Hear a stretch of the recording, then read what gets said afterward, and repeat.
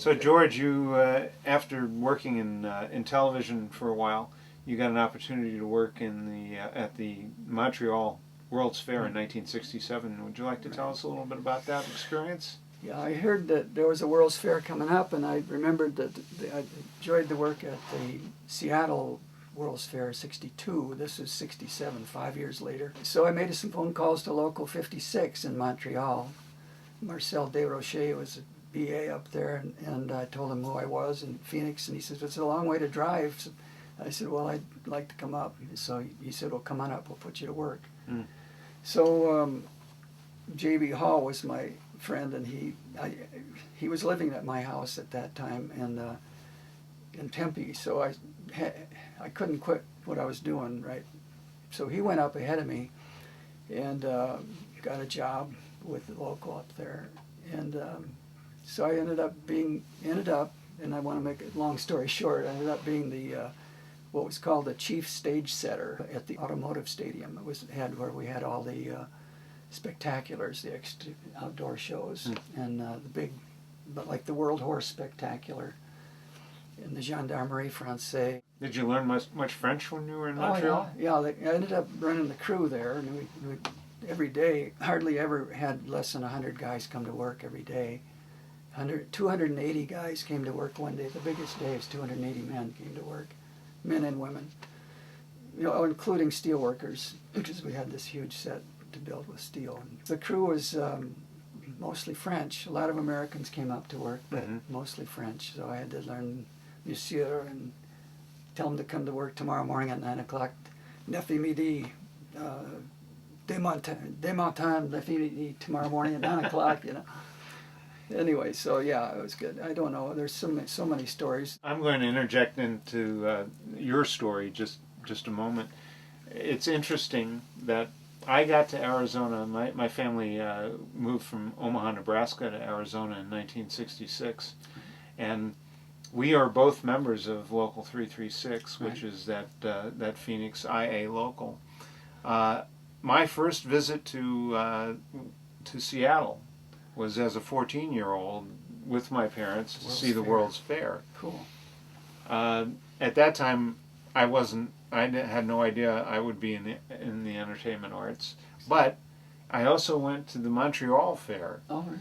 And so, George, not only you're a co-member of 336 with me, and we both share a long, tenure in the IA, but we were both in the same part of the world at those weird different times, I just find that, it's serendipitous. And we didn't meet until I moved here. People told me when they knew I was moving here, you got to look up George Thomas. Anyway, you were going to continue on your story about working at the Montreal Fair. Fair was in Canada, but it had 71 participating countries, and it was a time when England and France were really at odds with each other. De Gaulle and the Queen. In fact, my venue at the stadium was a round, like fortress thing, so it became the place that they were going to bring the kings or queens or the dignitaries if there was an uprising of some sort, which there were. And they had scheduled French Pavilions Week and the British Pavilion Week in the same week.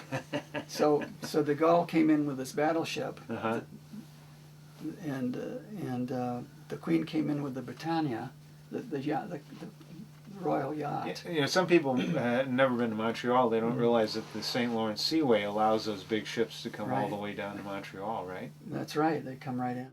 My office was underneath the stadium, but right across the Autobahn, right there, was the dock, were the docks. So there was de Gaulle's battleship on one side and the Queen's yacht on the other. And there were so armed guards on each ship, and they had frogmen 24 hours a day in the water to keep them from bombing each other. And there was gunfire downtown Montreal. They were really adamant. The French just didn't like the English at all, and they just did everything.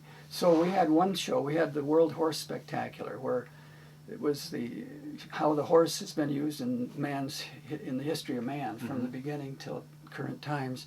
They had the largest horse and the smallest horse and the circus horses, and Wayne Newton was in there as a cowboy. We had the Gendarmerie Française, from Paris with 261 French horses, came in by ship. And I can show you a video where the English came in with the Queen's troop, with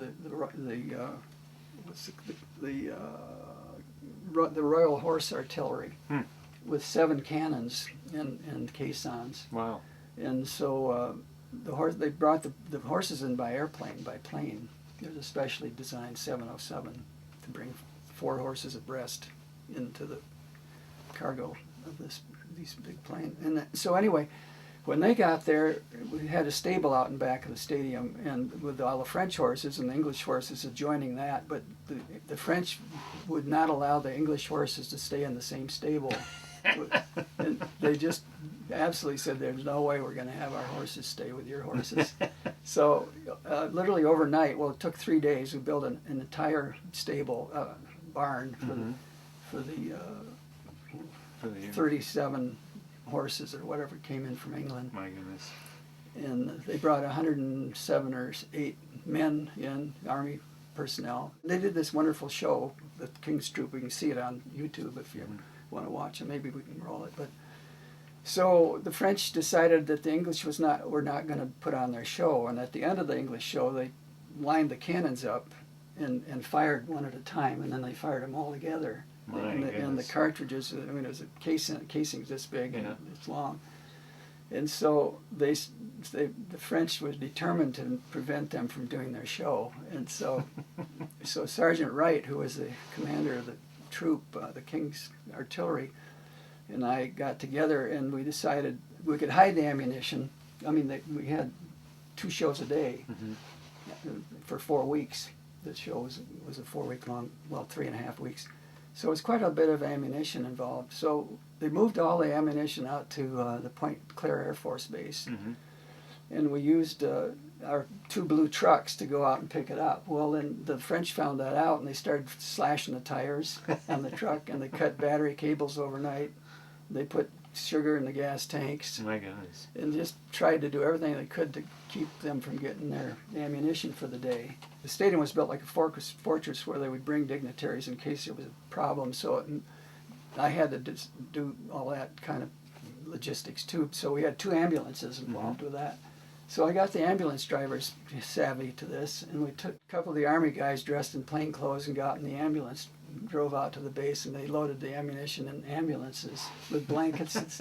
And we brought the ammunition every day. But they brought it. I wasn't there. Brought it in to get their show done. The show must go on, you know. We never missed a show. My goodness. So at the end of the show, I got to tell it real quick here, the end of the show, Sergeant Wright and 2 of his men came in and stood in front of my desk, and my secretary, Yolanda Vandermal, she could speak 9 languages, because I had to deal with all these foreign countries all the time. And they stood at attention at the desk in full uniform, full dress uniform, all 3 of them, and he had this pile of rags under his arm like this, and they saluted me and they said, George Thomas, we'd like to give you a gift from the Queen of England. And they unwrapped this thing and they gave me a cartridge, an empty cartridge. Just you could see her; it was highly polished, and just you could see her face in it. And handed it over to me. Wow!